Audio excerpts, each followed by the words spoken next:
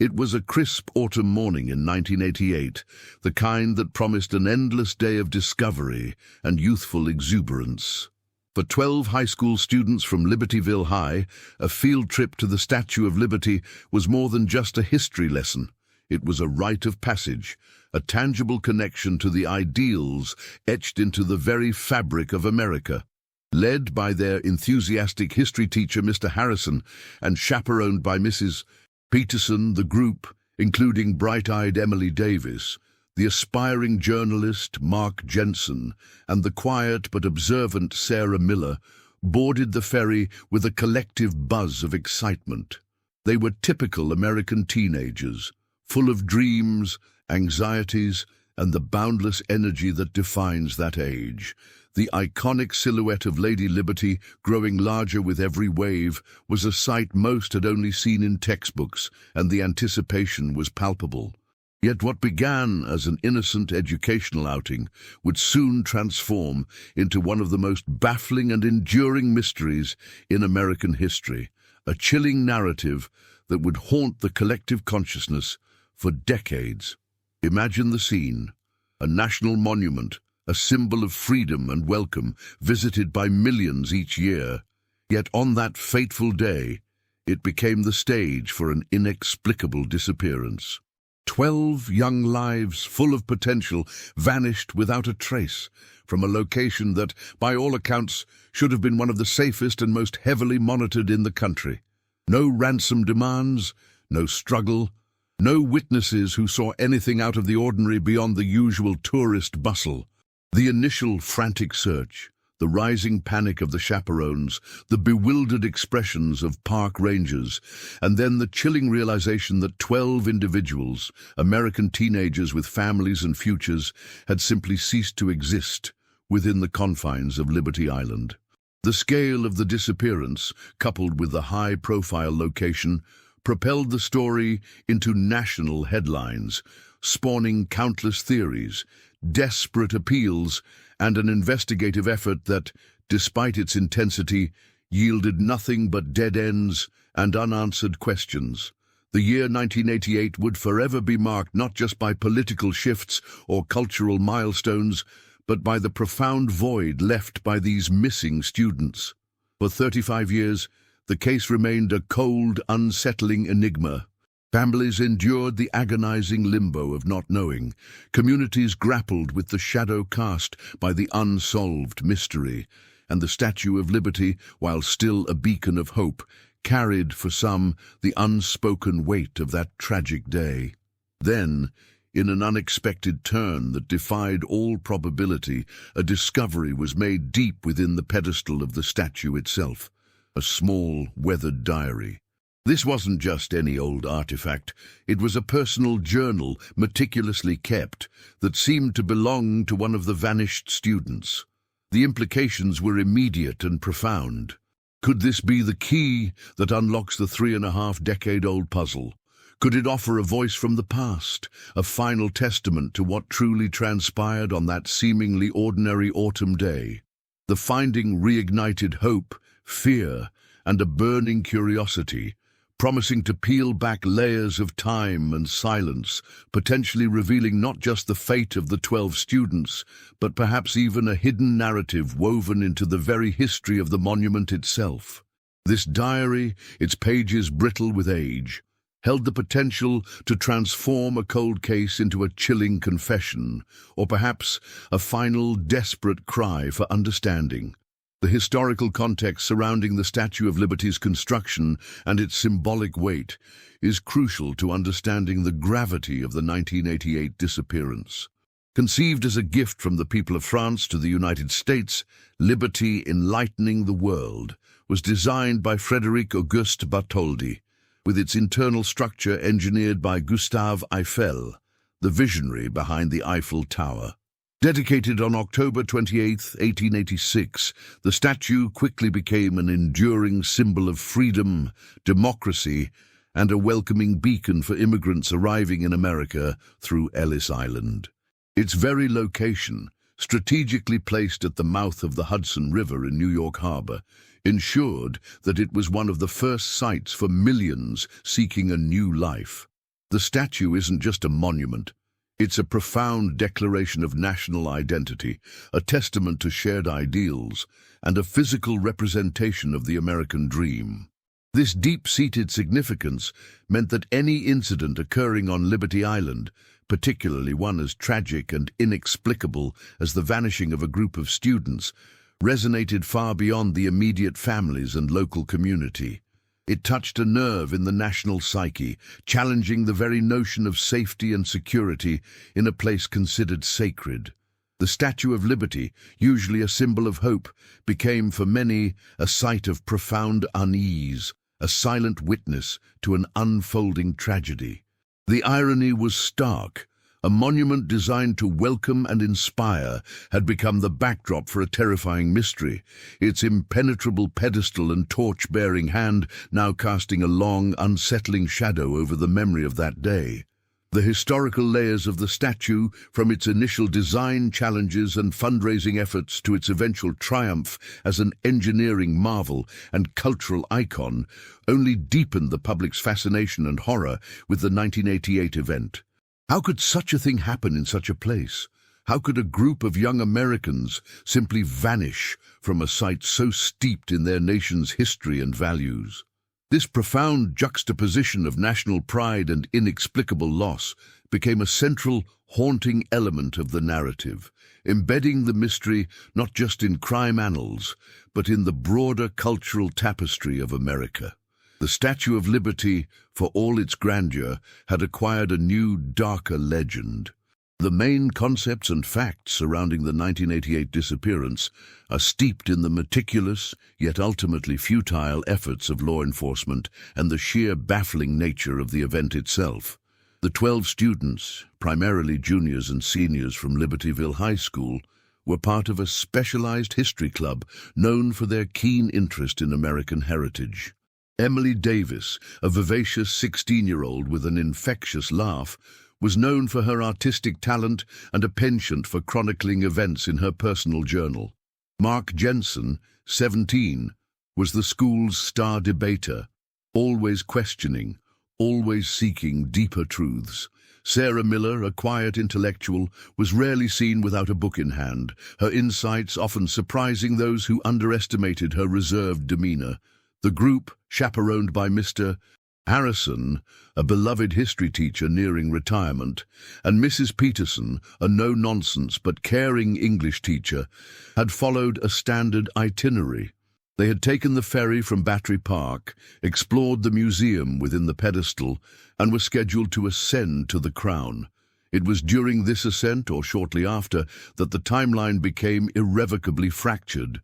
Park rangers initially reported the group as overdue after they failed to meet their scheduled ferry back to Manhattan. What followed was an immediate comprehensive search operation involving the National Park Service, the New York City Police Department, the Coast Guard, and the FBI. Every inch of Liberty Island was scoured. Boats dragged the waters around the island. Helicopters scanned from above. Divers explored the depths, yet there was no sign of the students, their teachers, or any personal belongings beyond a few items left in a locker at the ferry terminal. The lack of any struggle, any witnesses to foul play, or any discernible motive made the case particularly perplexing. The Statue of Liberty, a monument designed to be accessible and open, suddenly felt like an impenetrable fortress of silence. The investigation explored every conceivable theory: a mass kidnapping, a cult abduction, a tragic accident where all 12 somehow fell into the harbor simultaneously without a trace, or even a bizarre, coordinated runaway plot. Each theory was rigorously pursued and, in turn, dismissed due to a lack of evidence. Forensic teams found no blood, no signs of forced entry, no disturbed ground. It was as if the group had simply dematerialized. The sheer scale of the disappearance, coupled with the high-profile location, baffled even seasoned investigators. The Liberty Dozen became a national tragedy, a haunting reminder of the fragility of life and the terrifying possibility of an event so inexplicable that it defies all logic and conventional understanding. The families of Emily, Mark, Sarah, and the others were left with an agonizing void, a perpetual state of grief and uncertainty that no amount of official inquiry could assuage. The monument itself, usually a symbol of clarity and hope, became shrouded in the fog of an enduring, chilling mystery. The broader implications of the Liberty Dozen disappearance resonated far beyond the immediate tragedy, touching upon societal anxieties, security protocols, and even the very interpretation of public spaces. In the wake of 1988, public trust in the security of national landmarks, particularly those teeming with tourists, was severely shaken. Parents across the nation grappled with a new, unsettling fear when sending their children on school trips. The incident prompted a significant overhaul of security measures at national parks and monuments, leading to stricter access controls, increased surveillance, and more rigorous background checks for staff. While these changes were often attributed to broader security concerns over time, the memory of the missing students undoubtedly contributed to the urgency and scope of these reforms. The case also ignited a national conversation about the vulnerability of young people and the ever-present, though often unseen, dangers that lurk in society.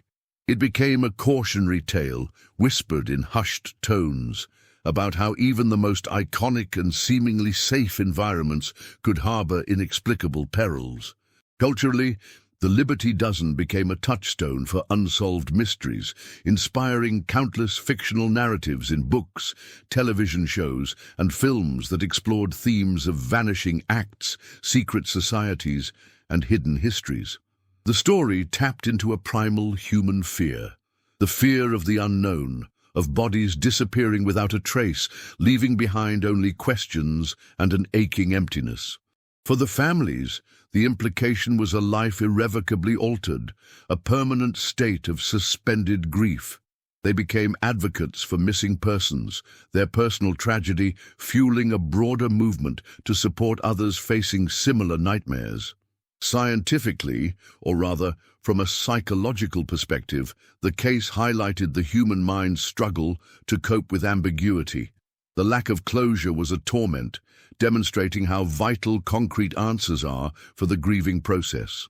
Without a body, without an explanation, the mind is left to endlessly cycle through possibilities, never finding peace. The Statue of Liberty itself, once a purely positive symbol, acquired a new, darker layer of meaning. For many, it was no longer just a beacon of freedom, but also a silent, unyielding monument to an enduring sorrow, a place where the ordinary could suddenly become terrifyingly extraordinary. The incident subtly shifted the narrative around American identity, reminding people that even in the most revered spaces, the fabric of safety could be torn, leaving behind a wound that decades could not heal, and a mystery that continued to demand answers. For decades, the Liberty Dozen case was fertile ground for a myriad of challenges, myths, and controversies, each attempting to fill the gaping void left by the lack of concrete answers. One of the most pervasive myths was that the students had somehow been spirited away by a secret government agency, perhaps as part of a clandestine experiment, or to silence them after they accidentally stumbled upon a hidden truth within the monument. This theory, fueled by the era's distrust of authority and the sheer implausibility of the disappearance, gained traction in fringe communities and online forums. Proponents pointed to the swift and seemingly impenetrable wall of silence from official channels after the initial frantic search, interpreting it as a cover-up rather than a lack of information. Another common misconception was that the group had fallen victim to an elaborate, high-profile kidnapping orchestrated by a sophisticated criminal organization. This theory often involved convoluted plots, hidden tunnels, or even a submarine waiting in the harbor. However, the complete absence of any ransom demands, communications, or forensic evidence consistent with such an operation consistently undermined these claims. Law enforcement, despite being desperate for leads, found no credible evidence to support these sensational narratives. The challenges for investigators were immense. They faced a national monument, a constantly moving stream of tourists, and a total lack of a crime scene in the traditional sense. Every possible angle, from a mass suicide pact, discounted by the students' profiles and lack of any prior indicators, to an accidental fall by all 12 into the water at the same time, deemed statistically impossible and inconsistent with the lack of bodies or debris, was explored and ultimately found wanting. The controversy often swirled around the perceived competence of the initial investigation. Critics argued that crucial evidence might have been overlooked in the initial chaos, or that the sheer unorthodoxy of the case led investigators down too many speculative paths. However, a balanced view reveals that the investigators, from the NYPD to the FBI, deployed every available resource and method of the time. The problem wasn't a lack of effort, but a lack of anything to work with. There were no witnesses, no physical evidence, and no logical explanation that fit the facts. The case became a chilling example of what happens when a mystery is so complete, so utterly devoid of clues, that it defies conventional investigative techniques. It wasn't just a challenge to solve, it was a challenge to comprehend. The myths and controversies, while often far-fetched, underscored humanity's desperate need for an explanation, any explanation, to fill the terrifying silence left by the vanished students. They reflected a collective unease with the idea that some events simply cannot be understood, no matter how much we yearn for clarity. The discovery of the diary, tucked away in the forgotten recesses of the Statue of Liberty's pedestal, 35 years after the students vanished, redefines the entire narrative of the Liberty Dozen. It transforms a cold case from a static historical enigma into a dynamic unfolding story, offering a tantalizing glimpse into the final moments of Emily Davis and potentially her classmates. This brittle, aged journal, its pages filled with the youthful script of Emily, represents not just a relic, but a voice from the past, an almost unimaginable connection to the very heart of the mystery. Its finding forces us to reconsider everything we thought we knew about that fateful day in 1988. What secrets does it hold within its faded ink? Does it offer a rational explanation, or does it plunge the mystery into even deeper, more unsettling waters? The very act of its discovery decades later in such an iconic and thoroughly searched location is a mystery in itself, suggesting either an incredible oversight or a deliberate concealment. The diary challenges the long-held assumption that there were no clues, no last words, no final testament to the student's fate. It begs the question, if this diary could be found, what else might be hidden, waiting to be unearthed? This revelation forces us to reflect on the enduring power of human curiosity and the unyielding pursuit of truth. For 3.5 decades, the families lived with an unbearable silence.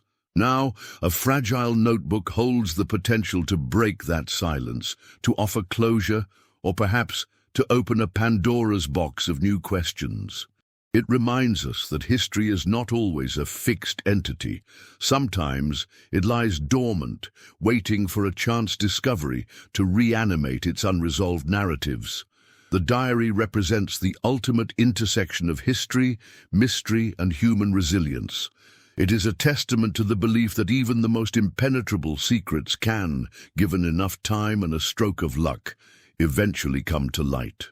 As we ponder the implications of Emily's diary, we're reminded that the world is full of untold stories, of hidden truths tucked away in unexpected places, waiting for a curious mind to uncover them. The quest for knowledge, for understanding the inexplicable, is a fundamental human drive, and this discovery reignites that drive with an intensity rarely seen. It is a powerful reminder that sometimes the most profound answers are found not through grand investigations, but through a small, personal voice echoing across the chasm of time. The journey to unravel the secrets of the Liberty Dozen is far from over. In fact, with the diary, it has just truly begun, promising a conclusion that might be more shocking, more poignant, or perhaps even more unsettling than anyone could have ever imagined. The sudden emergence of Emily Davis's journal sent seismic waves through the lives of families who had endured 3.5 decades of agonizing uncertainty. For parents like the Millers and the Jensens, the news wasn't merely a development in a cold case.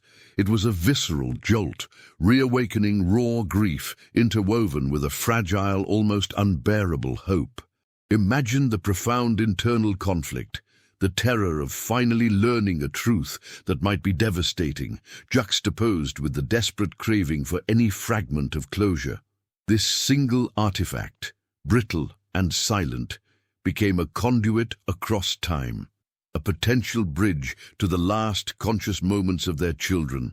The quiet despair that had settled over these families was abruptly shattered, replaced by an intense, almost frantic anticipation.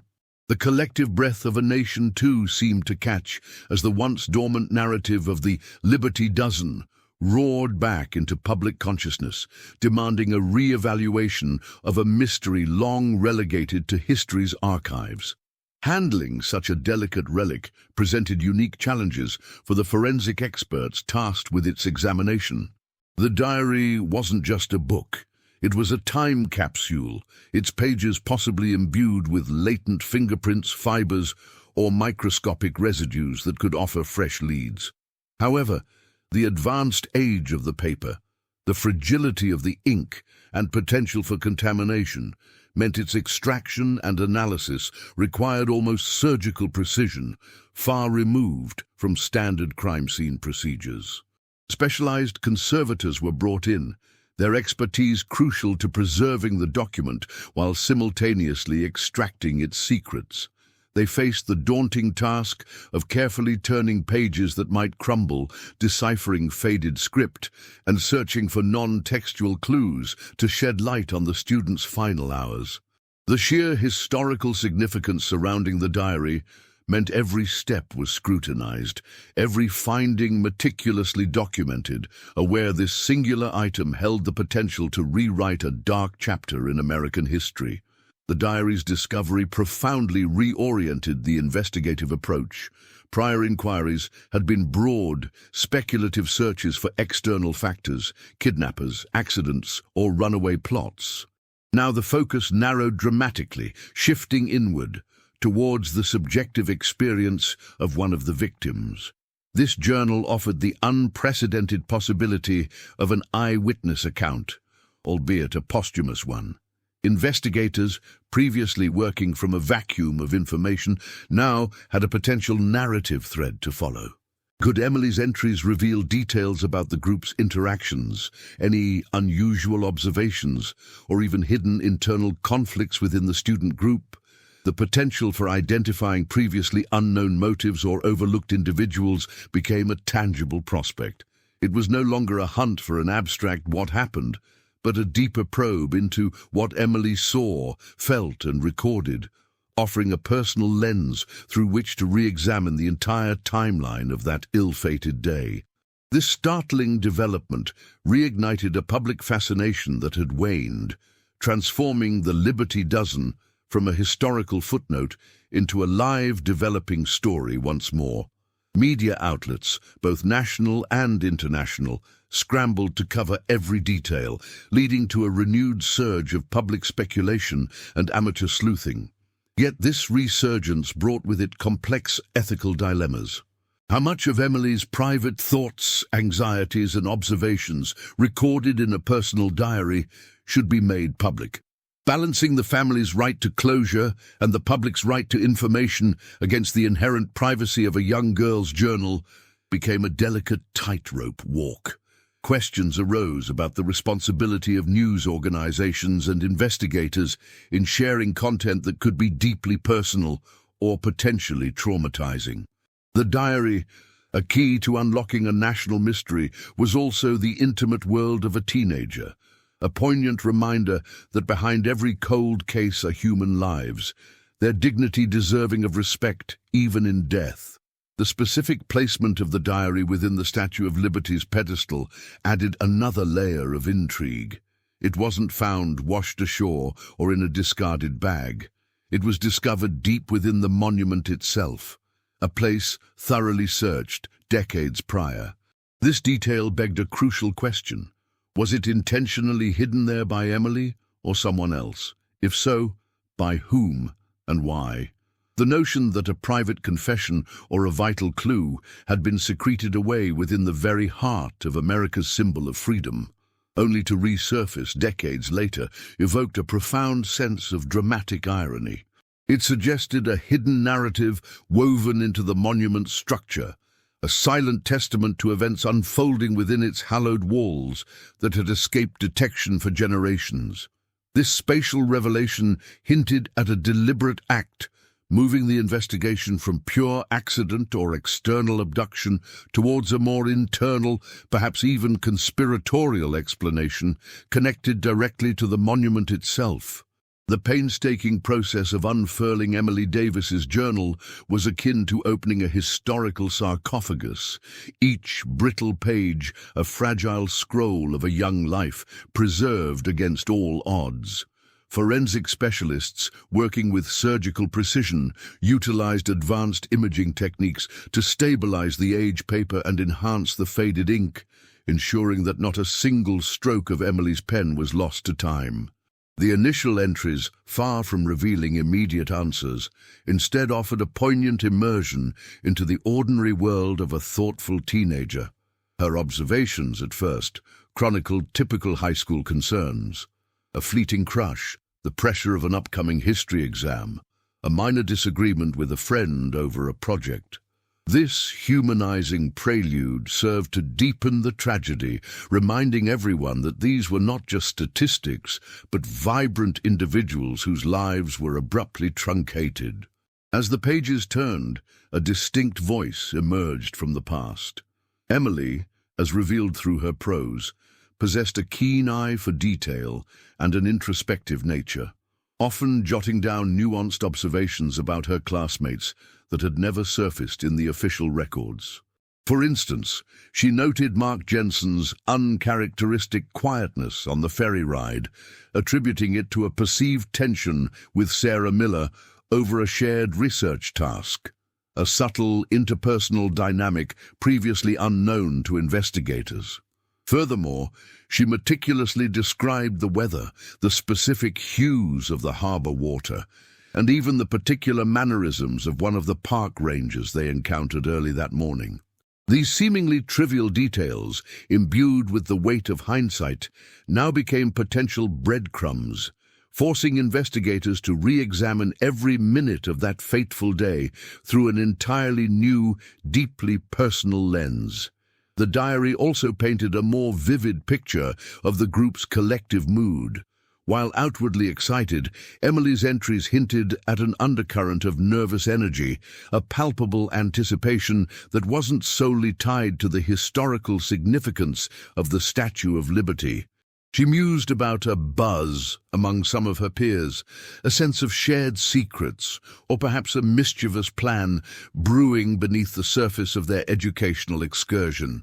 This subtle revelation suggested the possibility of internal group dynamics, or a deviation from the chaperone's planned itinerary that had been entirely overlooked in the initial broad-stroke investigations. Consequently, the focus began to shift from external threats to the intricate web of adolescent interactions and decision-making within the group itself. Another crucial layer uncovered was Emily's fascination with the monument's lesser-known architectural features. Her entries detailed sketches of specific grates, ventilation shafts, and access panels within the pedestal, accompanied by questions about their purpose and accessibility. She seemed particularly intrigued by areas marked "Authorized Personnel Only," a common curiosity for any inquisitive teenager. Yet in the context of their disappearance, these notations suddenly took on a chilling significance. Could her natural inquisitiveness have led her or the group into an area not meant for public access? This particular thread of information, never before considered, presented an entirely new avenue for inquiry, compelling investigators to consult original blueprints and maintenance logs for the monument with renewed scrutiny. The final legible entries, scrawled with a noticeable urgency, marked a stark shift in tone. The youthful wonder gave way to a growing unease, captured in fragmented sentences and hastily drawn observations. Emily made a cryptic reference to a different kind of light and the feeling of being watched, followed by an ambiguous mention of the secret passage and a specific time. These were not the musings of a carefree tourist, but the distressed observations of someone experiencing a profound shift in their environment.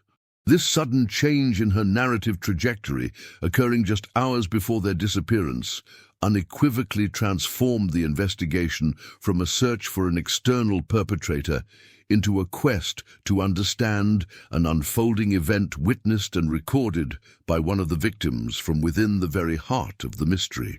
How might this personal account reshape our understanding of what transpired in those final, terrifying moments? The fragile pages of Emily Davis's journal, once meticulously stabilized, began to yield a far more granular account of the secret passage she hinted at. Far from being a mere architectural curiosity, her later entries described it as a narrow, almost claustrophobic tunnel, distinctively smelling of damp earth and aged metal, a stark contrast to the monument's polished public spaces. She detailed its entrance, an inconspicuous, camouflaged door cleverly integrated into a seldom visited section of the pedestal's lower levels, a place where the grandeur of Lady Liberty gave way to utilitarian, forgotten corridors. Emily's sketches, though rudimentary, depicted rusting bolts and a peculiar locking mechanism, suggesting it was rarely, if ever, used. This wasn't merely a restricted area. It appeared to be a deliberately concealed one, indicating an intentional design for limited, perhaps clandestine access. Building on this revelation, the diary provided unsettling insights into the group's collective decision-making process. While Emily herself expressed a degree of apprehension about entering the passage, her writings indicated that the initial impetus came from a small vocal faction within the student group, specifically Mark Jensen and a student named David Chen. Known for their adventurous spirit and a penchant for pushing boundaries, Emily's entries suggest a blend of peer pressure, intellectual curiosity, and a youthful desire for an exclusive, unauthorized experience drove them forward. She recounted a spirited debate amongst her classmates, with some, like Sarah Miller, voicing strong reservations, highlighting the potential consequences, while others were swept up in the thrill of discovery. This nuanced portrayal challenged the previous assumption of a unified, unwitting group, instead revealing a complex internal dynamic where individual agency and collective influence played pivotal roles in their fateful trajectory. As the group ventured deeper, Emily's descriptions of the different kind of light became more specific and unsettling. It wasn't natural sunlight, nor the harsh glow of modern electric lamps. Instead, she depicted an intermittent, flickering luminescence emanating from what she believed were antiquated gas-powered fixtures embedded in the tunnel walls, casting long dancing shadows that distorted their surroundings. This archaic illumination, coupled with the echoing silence broken only by their own footsteps and hushed whispers, created an atmosphere of profound isolation, severing their connection to the bustling world outside. Furthermore, Emily observed peculiar markings etched into the tunnel's stone, geometric patterns and symbols that seemed out of place, neither contemporary nor aligned with the known historical construction of the Statue of Liberty. These enigmatic symbols, previously unrecorded, hinted at an older, perhaps forgotten, layer of the monument's history, predating even its official dedication. The feeling of being watched, which Emily noted with growing alarm, escalated beyond a vague sense of unease. Her final coherent entries described fleeting glimpses of movement at the periphery of her vision, not necessarily human, but something swift and indistinct. She wrote of a subtle, almost imperceptible shift in the air pressure, a faint metallic scent that intensified as they progressed, and a low, resonant hum that seemed to emanate from the very bedrock beneath their feet. This wasn't the paranoia of a frightened teenager. It was a sensory overload of subtle yet disturbing stimuli that suggested an active, possibly non-human presence or an intricate hidden mechanism within the monument itself. Now consider how this profound alteration of their sensory environment, meticulously documented by Emily, transforms the search from a simple criminal investigation into something far more esoteric and disquieting, pushing the boundaries of conventional explanation. The specific time Emily recorded, precisely 2:47 p.m., coincided with a scheduled internal maintenance check by park personnel, a detail revealed only by cross-referencing her diary with archived operational logs. However, this particular check was inexplicably aborted just minutes before its completion due to a minor, unrelated equipment malfunction elsewhere on Liberty Island. This near miss was devastatingly significant. Had the maintenance crew continued their rounds, they would have undoubtedly discovered the students within the restricted passage, potentially altering the entire course of events. Emily's notation, therefore, marked a critical, almost poetic point of no return, the precise moment when external intervention became impossible, leaving the group isolated within the monument's hidden depths. Emily's final, desperate scrawls offered a chilling glimpse into her last moments of conscious thought. Her writing became erratic, fractured, filled with repeated phrases like, "The hum is louder," and "They know we're here."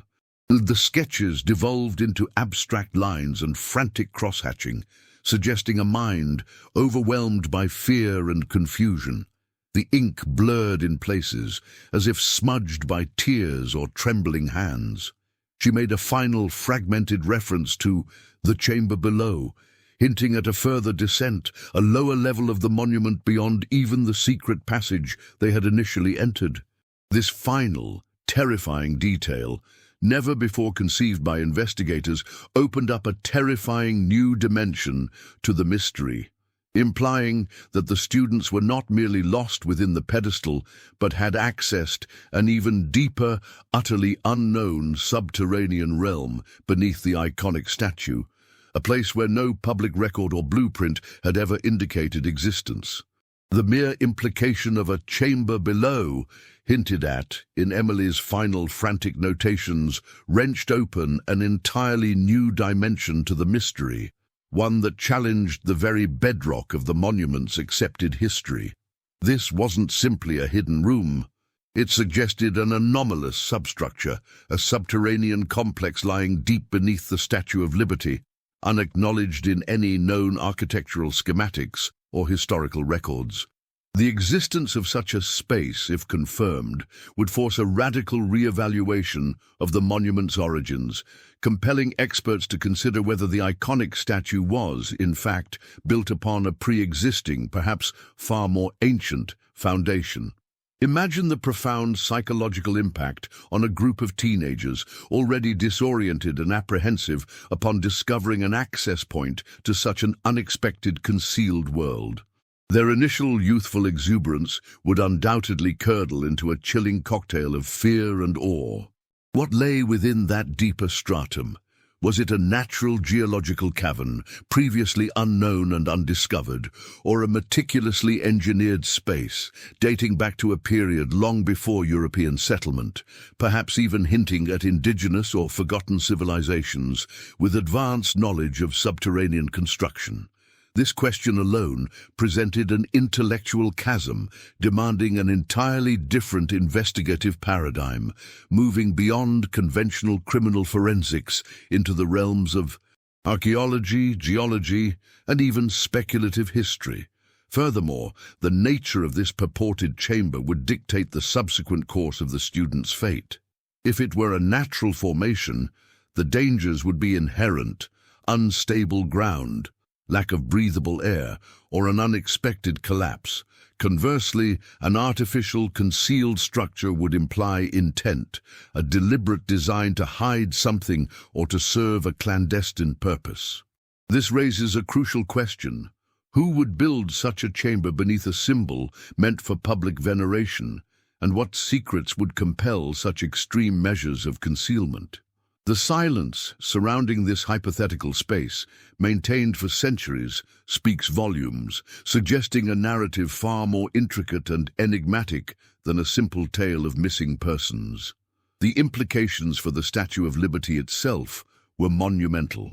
If an ancient hidden chamber truly existed beneath its foundation, it would transform the monument from a symbol of modern liberty into a layered artifact, a palimpsest of human history extending far deeper than previously imagined.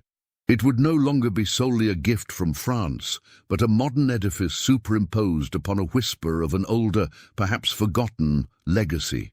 This discovery would not merely add a footnote to its history, it would necessitate a complete rewrite, integrating a potentially profound, pre-colonial narrative into the very essence of American identity. Such a revelation would inevitably spark intense academic debate and public discourse, challenging established historical timelines and perhaps even altering our understanding of the continent's past. Moreover, the physical challenges of exploring such a deep, unmapped subterranean area are immense. Specialized equipment capable of penetrating bedrock and navigating potentially unstable environments would be essential. Robotics, ground-penetrating radar, and advanced atmospheric monitoring systems would be paramount, as human entry might prove too hazardous without prior reconnaissance. The very act of investigating this hypothetical chamber would become an expedition into the unknown, a journey demanding the expertise of geophysicists, structural engineers, and perhaps even esoteric historians, all working in concert to unearth a truth buried not just by earth but by time and deliberate obfuscation. It would be an undertaking unlike any conventional cold case investigation, transforming it into a quest for a hidden truth that could redefine not just a single event, but an entire historical landscape. The thought-provoking question now becomes, what, if anything, could possibly justify such extraordinary secrecy? The existence of a deeply concealed substructure within an internationally recognized landmark invariably sparks an intense inquiry into the motivations behind such profound obfuscation. One might postulate that the hidden space safeguards artifacts of immense historical or archaeological value, items whose premature exposure could drastically alter established historical narratives. Imagine, for instance, the preservation of texts or relics from a forgotten civilization predating known settlements, whose very existence challenges our understanding of human migration or technological development. The deliberate choice to entomb such knowledge suggests a powerful imperative, perhaps to prevent societal upheaval, to protect a nascent political ideology, or even to control the flow of information for strategic purposes across generations. Moreover, the maintenance of a secret of this magnitude, spanning decades or even centuries, necessitates an intricate network of custodians. This isn't merely a matter of physical concealment. It requires a legacy of silence, passed down through select individuals or clandestine organizations. Consider the profound psychological burden on those entrusted with such a secret, the constant vigilance, the moral quandaries of withholding truths that could reshape collective identity, and the inherent risks of exposure. This human element of secrecy, the oaths, the coded communications, the subtle manipulations of public perception, is as crucial as any physical barrier. It speaks to a deep-seated belief among the keepers that the potential consequences of revelation far outweigh the public's right to know, painting a complex picture of protective stewardship rather than simple malevolence. Alternatively, the purpose of such a hidden chamber might transcend the material. It could serve as a repository for profound philosophical or spiritual truths, a sanctuary for esoteric knowledge deemed too potent or sacred for widespread dissemination. Picture a space designed not to hide objects, but to preserve an understanding of the cosmos, a unique cosmology, or even a technological principle that could irrevocably alter human development. In this context, the secrecy isn't about control, but about careful timing, about waiting for humanity to reach a level of maturity or understanding where such revelations could be integrated responsibly, rather than exploited or misunderstood. The very act of its concealment thus becomes an act of profound, long-term foresight. The revelation of such a deeply embedded secret would undoubtedly trigger a cascade of societal ramifications.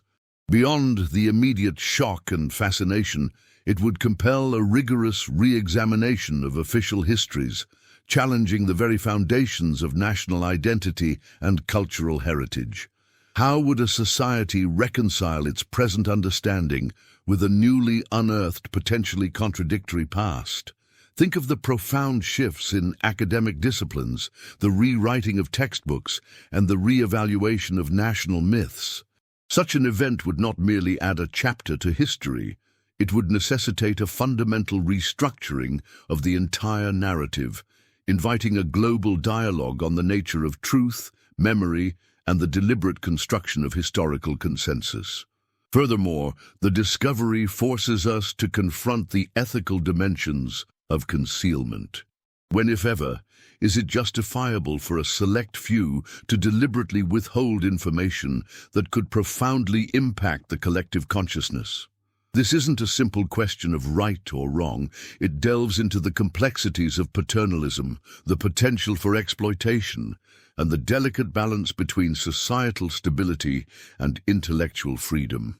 It prompts us to consider the long-term consequences of suppressed knowledge, not just on those directly affected, but on the broader trajectory of human progress. The unearthing of such a secret becomes a mirror, reflecting our own values and assumptions about what constitutes a justifiable secret and what demands immediate transparency. Ultimately, the existence of such a deeply hidden space within a structure so central to public life underscores a fundamental tension: the visible, celebrated facade versus the invisible, guarded truth. It highlights the layers of meaning that can accumulate around iconic structures, transforming them from mere architectural achievements into repositories of untold stories, silent witnesses to clandestine histories. The enduring power of these concealed narratives lies not just in their content, but in their very existence, challenging our perceptions of what is known and what remains eternally veiled, reminding us that even the most familiar landscapes can harbor profound, transformative secrets just beneath their surface. The emergence of a singular personal artifact like Emily Davis's diary after decades of silence profoundly reshapes the landscape of a long-standing mystery. It transforms a historical footnote into an active narrative, shifting public perception from a solved, albeit tragic past to an unfolding present. Consider how a mere collection of handwritten pages can resurrect not only facts, but also the very essence of human experience, offering a poignant connection to lives once thought lost to the archives of time. This particular discovery underscores the immense power of individual testimony, even posthumous, to pierce through layers of official record and collective memory, compelling us to re-engage with questions we had perhaps resigned ourselves to leaving unanswered. It is a stark reminder that history is not always a fixed entity, but sometimes a dynamic landscape, waiting for a single, overlooked detail to unlock its deeper, more complex truths. Nevertheless, such a revelation invariably forces us to confront the human condition's inherent need for resolution, even when confronted with profound ambiguity. There's a discomfort in the unknown, a primal urge to categorize, explain, and ultimately to understand. Yet it is precisely this discomfort that often serves as the most potent catalyst for inquiry, driving generations to probe deeper, to question established narratives, and to seek out what lies beyond the visible horizon. The enduring allure of an unsolved enigma, much like a persistent echo in a vast canyon, compels us to listen more intently, to analyze more meticulously, fostering a collective intellectual pursuit that transcends individual timelines and academic disciplines. Indeed, the very act of seeking, irrespective of the outcome, can be a transformative journey for both the individuals involved and the broader societal consciousness. Furthermore, enduring enigmas of this magnitude subtly but significantly shape our collective understanding of safety, vulnerability, and the very boundaries of what is knowable within our structured world. When events defy conventional explanation, they challenge our assumptions about control and predictability, leaving an indelible mark on how future generations approach exploration, security protocols, and even their trust in official accounts. Think about the ripple effects. A singular incident can recalibrate the public's tolerance for risk, spur innovation in investigative techniques, and foster a deeper appreciation for the fragility of life. This ongoing legacy means that the story of the vanished students, even without a definitive end, continues to inform and influence, becoming a cautionary tale woven into the cultural fabric, urging a perpetual vigilance and a healthy skepticism towards simple explanations. Consequently, the narrative of the Liberty Dozen, now revitalized by Emily's diary, powerfully emphasizes the indispensable value of persistent curiosity and rigorous critical thinking, especially when definitive closure remains frustratingly elusive. It teaches us that the pursuit of knowledge is often less about finding a single, perfect answer, and more about the continuous process of asking better questions, of piecing together fragments, and of embracing the nuanced complexities that lie beneath superficial observations. The act of inquiry itself, even in the face of profound uncertainty, sharpens our intellect, broadens our perspectives, and fortifies our resolve to understand the world around us. It is this unwavering commitment to unraveling the threads of the unknown that ultimately defines our intellectual progress as a species, pushing the frontiers of human understanding one deliberate step at a time. Moreover, seemingly isolated events like the 1988 disappearance, particularly when illuminated by personal accounts, ultimately weave themselves into the larger tapestry of human experience and historical interpretation. They serve as poignant reminders that every place, even the most familiar and hallowed, harbors untold narratives, layers of human drama, and unforeseen intersections of fate. The Statue of Liberty, for instance, transcends its initial symbolic purpose to become an accidental archive, a silent witness to both the grand sweep of history and the intimate tragedy of individual lives. This ongoing accumulation of meaning enriches our understanding of cultural landmarks, imbuing them with a depth that extends far beyond their architectural or political significance, transforming them into repositories of collective memory and profound human stories. Ultimately, the journey to unravel what happened on that autumn day in 1988 is far from over. It serves as a compelling invitation to engage with the world's deeper questions, to embrace the perpetual nature of discovery, and to recognize that some truths reveal themselves not in an instant, but over the slow, deliberate march of time. What remains is not just a cold case, but a profound testament to the human spirit's unyielding drive to understand, to remember, and to find meaning even in the most baffling of circumstances.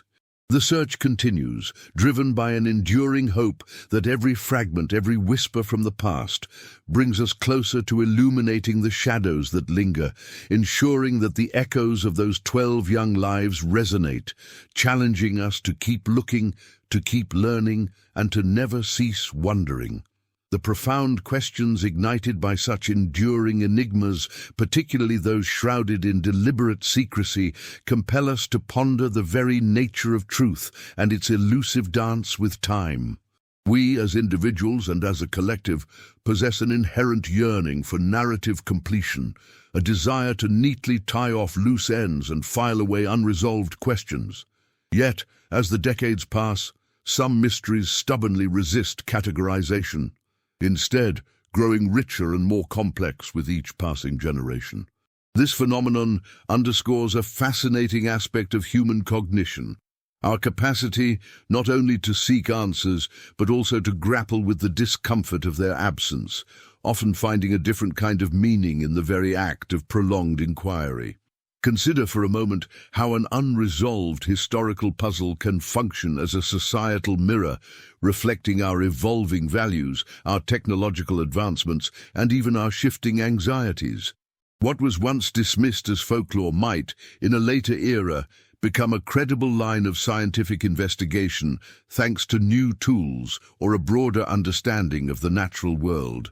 Conversely, what seemed utterly perplexing at one point could, with the benefit of hindsight or the unearthing of a single crucial document, suddenly snap into sharp focus. This dynamic interplay between past events and present perspectives illustrates that the narrative of history is rarely static. Rather, it is a living, breathing entity, constantly being reinterpreted and refined by successive waves of human curiosity.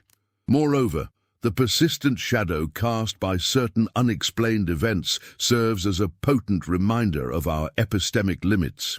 Despite our ever-expanding knowledge and sophisticated investigative techniques, there remain corners of existence that defy easy explanation, challenging the very boundaries of what we deem knowable.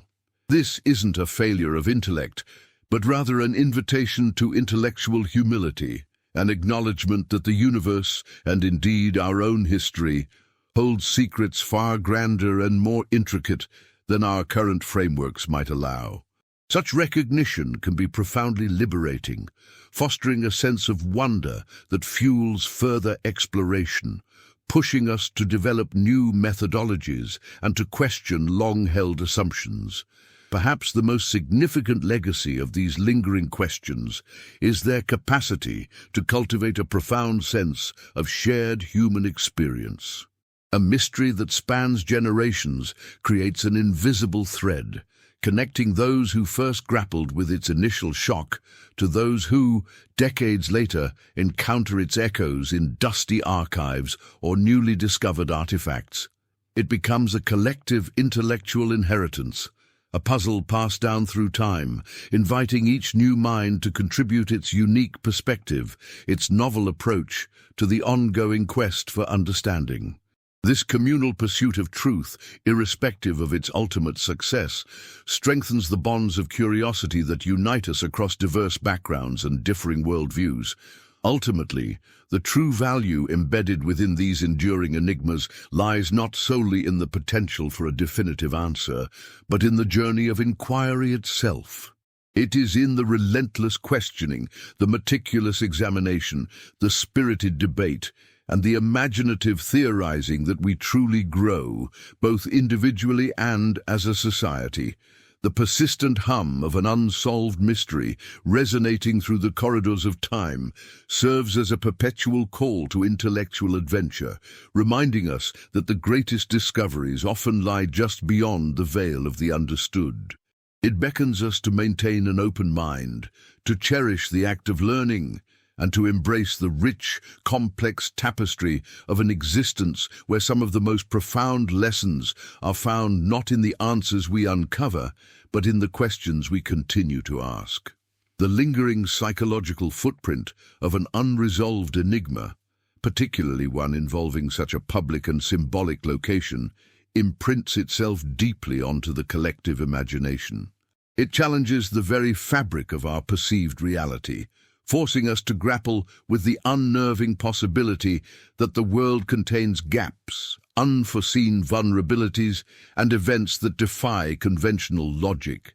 This persistent void, where answers should be, can subtly reshape how a society views safety, trust, and even the limits of human knowledge. When 12 individuals simply vanish from a place synonymous with welcome and security, it leaves an indelible mark, fostering a quiet, underlying current of unease that can subtly influence generations, prompting a deeper introspection into the fragility of existence and the thin veil between the mundane and the inexplicable. In the face of such profound ambiguity, humanity instinctively turns to narrative as a means of processing the unprocessable. Whether through whispered legends, speculative documentaries, or the imaginative constructs of fiction, we strive to impose order upon chaos, to fill the chilling silence with explanations, however provisional. This isn't merely about entertainment. It's a fundamental coping mechanism, a way to explore the terrifying possibilities without having to experience them directly.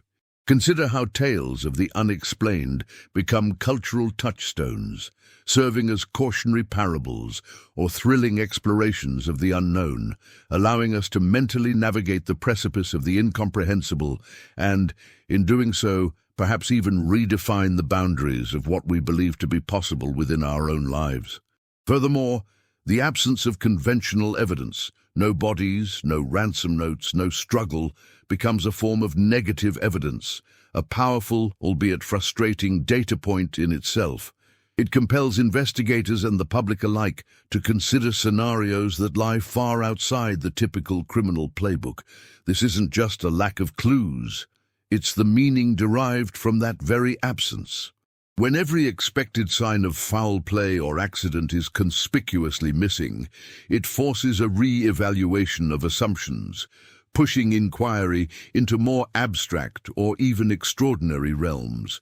The void itself becomes a clue, demanding that we question not only what happened, but also how such an absolute erasure could have been achieved, shifting the focus from the presence of action to the profound implications of its non-occurrence. This intellectual tightrope walk often highlights the inherent tension between rational skepticism and the enduring human inclination towards the extraordinary. On one hand, the rigorous application of scientific method demands concrete proof, observable phenomena, and logical deduction. Conversely, when all rational avenues appear exhausted, the mind, in its quest for understanding, frequently begins to entertain explanations that transcend the ordinary, the conspiratorial, the supernatural, or the truly unprecedented. This oscillation between the mundane and the miraculous is a testament to our complex cognitive architecture, our simultaneous capacity for empirical reasoning, and our deep-seated need to make sense of a world that at times refuses to conform to our expectations. It underscores that even in the most evidence-driven investigations, the human element of belief and wonder remains a powerful, albeit often unacknowledged, force. Looking ahead, the ongoing march of scientific and technological progress offers a tantalizing prospect for revisiting such seemingly impenetrable cold cases. Imagine the potential of future advancements in forensic analysis, capable of extracting microscopic data from environments previously deemed sterile, or sophisticated imaging technologies that can map subterranean structures with unprecedented detail, perhaps even detecting minute energy signatures. What might these future tools reveal about the chamber below or the unusual light Emily described? This potential for future clarity serves as a powerful reminder that our current limitations are not necessarily permanent barriers to truth. It suggests that some mysteries are not inherently unsolvable, but simply awaiting the right key, the right methodology, or the right perspective that a future generation might possess. Ultimately, The persistent resonance of the Liberty Dozen saga, now infused with the intimate voice of Emily's diary, transcends its origins as a mere historical puzzle. It evolves into an enduring conversation with the unknown, a testament to humanity's unyielding drive, not just for answers, but for the very act of asking. This narrative powerfully underscores the importance of maintaining intellectual openness, prompting us to accept that some truths unfold not as sudden revelations, but through a gradual generational process of inquiry and re-evaluation. The echoes of that autumn day, therefore, persist not solely as a quest for definitive closure, but as a perpetual invitation to engage more deeply with the enigmatic layers of our world, reminding us that true understanding often flourishes in the fertile ground of unanswered questions. The lingering psychological footprint of an unresolved enigma, particularly one involving such a public and symbolic location, imprints itself deeply onto the collective imagination. It challenges the very fabric of our perceived reality, forcing us to grapple with the unnerving possibility that the world contains gaps, unforeseen vulnerabilities, and events that defy conventional logic. This persistent void, where answers should be, can subtly reshape how a society views safety, trust, and even the limits of human knowledge.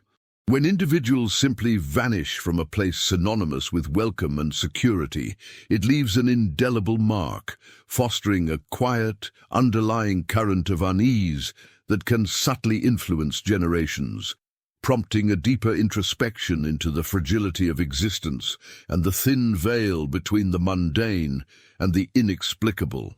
In the face of such profound ambiguity, humanity instinctively turns to narrative as a means of processing the unprocessable. Whether through whispered legends, speculative documentaries, or the imaginative constructs of fiction, we strive to impose order upon chaos, to fill the chilling silence with explanations, however provisional. This isn't merely about entertainment. It's a fundamental coping mechanism, a way to explore the terrifying possibilities without having to experience them directly. Consider how tales of the unexplained become cultural touchstones, serving as cautionary parables or thrilling explorations of the unknown, allowing us to mentally navigate the precipice of the incomprehensible and, in doing so, perhaps even redefine the boundaries of what we believe to be possible within our own lives. Furthermore, the absence of conventional evidence, no bodies, no ransom notes, no struggle, becomes a form of negative evidence, a powerful, albeit frustrating, data point in itself. It compels investigators and the public alike to consider scenarios that lie far outside the typical criminal playbook. This isn't just a lack of clues, it's the meaning derived from that very absence. When every expected sign of foul play or accident is conspicuously missing, it forces a re-evaluation of assumptions, pushing inquiry into more abstract or even extraordinary realms. The void itself becomes a clue, demanding that we question not only what happened, but also how such an absolute erasure could have been achieved, shifting the focus from the presence of action to the profound implications of its non-occurrence. This intellectual tightrope walk often highlights the inherent tension between rational skepticism and the enduring human inclination towards the extraordinary. On one hand, the rigorous application of scientific method demands concrete proof, observable phenomena, and logical deduction. Conversely, when all rational avenues appear exhausted, the mind, in its quest for understanding, frequently begins to entertain explanations that transcend the ordinary, the conspiratorial, the supernatural, or the truly unprecedented. This oscillation between the mundane and the miraculous is a testament to our complex cognitive architecture, our simultaneous capacity for empirical reasoning, and our deep-seated need to make sense of a world that at times refuses to conform to our expectations. It underscores that even in the most evidence-driven investigations, the human element of belief and wonder remains a powerful, albeit often unacknowledged, force. Looking ahead, the ongoing march of scientific and technological progress offers a tantalizing prospect for revisiting such seemingly impenetrable cold cases. Imagine the potential of future advancements in forensic analysis, capable of extracting microscopic data from environments previously deemed sterile, or sophisticated imaging technologies that can map subterranean structures with unprecedented detail, perhaps even detecting minute energy signatures. What might these future tools reveal about the hidden depths or the unusual phenomena described in long-lost accounts? This potential for future clarity serves as a powerful reminder that our current limitations are not necessarily permanent barriers to truth. It suggests that some mysteries are not inherently unsolvable, but simply awaiting the right key, the right methodology, or the right perspective that a future generation might possess. Ultimately, the persistent resonance of this saga, now infused with the intimate voice of a personal chronicle, transcends its origins as a mere historical puzzle. It evolves into an enduring conversation with the unknown, a testament to humanity's unyielding drive, not just for answers, but for the very act of asking.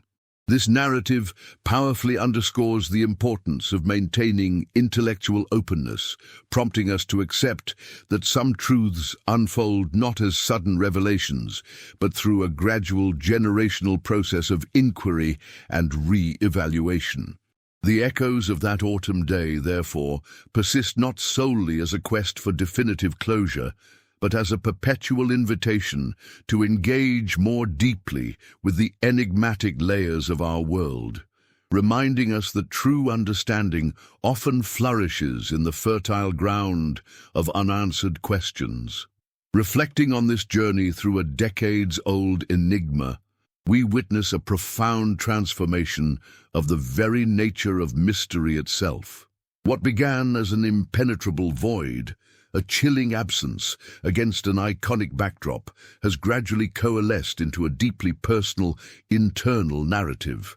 The initial bewilderment stemming from an inexplicable vanishing act has been meticulously recontextualized by a voice from the past, shifting our focus from an external, unfathomable event to an unfolding drama witnessed from within. This pivotal shift forces us to reconsider the entire landscape of the unknown, demonstrating how a singular, intimate perspective can fundamentally alter the trajectory of a historical inquiry, guiding our gaze from the broad strokes of public record to the intricate, often unsettling details of individual experience. The cumulative effect of these unfolding insights is to challenge our entrenched perceptions of stability and transparency. A revered national symbol, long understood as a beacon of clarity and welcome, now reveals layers of concealed history and potential hidden passages that belie its public image. This intricate interplay between the visible and the veiled compels us to question not just the specific events of that fateful day, but the broader narratives we construct around our most cherished landmarks. It suggests that even the most familiar structures can harbor profound secrets, silent witnesses to histories far more complex and perhaps more unsettling than we have ever dared to imagine. The very monument, once a straightforward emblem, becomes a palimpsest, its grandeur now etched with the faint, unsettling whispers of a deeper, unacknowledged past. Drawing these strands together, we discern a powerful commentary on the human drive for understanding in the face of the unexplainable. For generations, the lack of any tangible clue created an agonizing vacuum, a torment born from ambiguity. Yet, the unexpected surfacing of a personal account, however fragmented, serves as a testament to the enduring human need for closure, for a narrative thread, even if it leads into darker, more labyrinthine depths. It underscores the ethical tightrope walked by those who guard profound secrets, balancing the perceived necessity of concealment against the collective right to truth. This delicate tension between what is known and what remains hidden shapes not only individual destinies, but also the broader societal consciousness, influencing our collective sense of security and our willingness to question established realities. What emerges from this confluence of observations is a compelling realization. Some truths are not sudden, blinding revelations, but rather slow-burning embers, igniting over decades as fragments of evidence gradually align. The journey through this particular mystery has been less about finding a simple answer, and more about appreciating the intricate dance between circumstance, human choice, and the profound, often unsettling power of the hidden. It highlights how the smallest detail, when viewed through a new lens, can entirely reframe our understanding of monumental events, transforming what was once a cold case into a vibrant, albeit terrifying, tableau of discovery. As we pivot towards a final contemplation, we are left with a deeper appreciation for the multifaceted nature of knowledge itself. The path we have traversed, from baffling disappearance to the potential unveiling of a subterranean world, illustrates that reality is often more layered and enigmatic than our initial perceptions allow. It urges us to maintain a profound sense of intellectual humility, reminding us that the greatest discoveries frequently lie beyond the comfortable confines of conventional wisdom. The weight of what has been uncovered, and what it implies for the very foundations of our understanding, now beckons us toward a concluding reflection on the enduring power of curiosity and the unsettling beauty of truths that refuse to stay buried. The journey through the enigma of the vanished students from Liberty Island is not merely a recounting of facts, but a profound exploration of how a single, unexpected discovery can utterly reframe our understanding of the past. What began as a chilling, unanswerable question echoing across decades, the inexplicable vanishing of 12 young lives from a symbol of American ideals, has been transformed by the fragile pages of a long-lost diary. This personal chronicle, a whisper from the past, has peeled back layers of silence, shifting the narrative from a cold, external mystery to a haunting, internal account. It forces us to confront the unsettling reality that even our most cherished monuments, those we believe we know intimately, can harbor hidden depths and untold stories, challenging the very foundations of what we perceive as transparent and understood. The Statue of Liberty, once solely a beacon of hope, now stands as a testament to layered histories, a silent sentinel to a truth far more intricate than its public facade suggests. The profound implication here extends far beyond the fate of a dozen teenagers. It speaks to the very nature of history itself. We often conceive of history as a fixed, immutable record, yet this saga reveals it as a dynamic, evolving tapestry, capable of being rewoven by a single, overlooked thread. The diary's revelations of secret passages, anomalous lights, and deeper chambers suggest that some truths are not merely forgotten, but deliberately concealed, hinting at an intricate dance between preservation and obfuscation. This compels us to consider the ethical dimensions of such secrecy. Who decides what knowledge is too potent, too disruptive to be widely known, and what are the long-term consequences of such deliberate redactions from the collective memory? The uncomfortable realization that iconic structures deeply embedded in our national consciousness might possess an unacknowledged past forces a re-evaluation of all received wisdom, inviting a deeper, more critical engagement with the narratives that shape our identity. Yet amidst the unsettling implications, there lies a powerful testament to the unyielding human spirit of inquiry. For 35 years, families, investigators, and a curious public grappled with an agonizing void, a silence that mocked every attempt at explanation. The discovery of Emily's diary, against all odds, reignited a dormant hope, transforming despair into a renewed quest. This enduring pursuit of truth, even when fraught with uncertainty and the potential for painful revelations, underscores a fundamental aspect of human nature: our innate need to understand, to connect, and to find meaning in the face of the inexplicable. It is a powerful reminder that closure is not always a definitive answer, but often a journey of continuous discovery, where each fragment, each whispered clue, brings us closer to a more complete, albeit perhaps more complex, understanding of our shared reality. The very act of seeking, of refusing to let silence win, becomes a profound assertion of humanity's intellectual resilience. So what does this enduring mystery, now illuminated by a voice from the past, ultimately teach us? It teaches us that the world is brimming with untold stories, with hidden layers beneath the surface of the familiar. It cautions against the complacency of assumed knowledge and champions the relentless pursuit of deeper insights. The echoes of those vanished students, now amplified by Emily's final entries, serve as a perpetual invitation to look beyond the obvious, to question the accepted, and to embrace the unsettling beauty of truths that refuse to stay buried. The true practice begins now, not merely in consuming the unfolding narrative, but in cultivating our own curiosity, in daring to peer into the shadows of our own histories, and in understanding that the most profound lessons often emerge from the very heart of the unknown.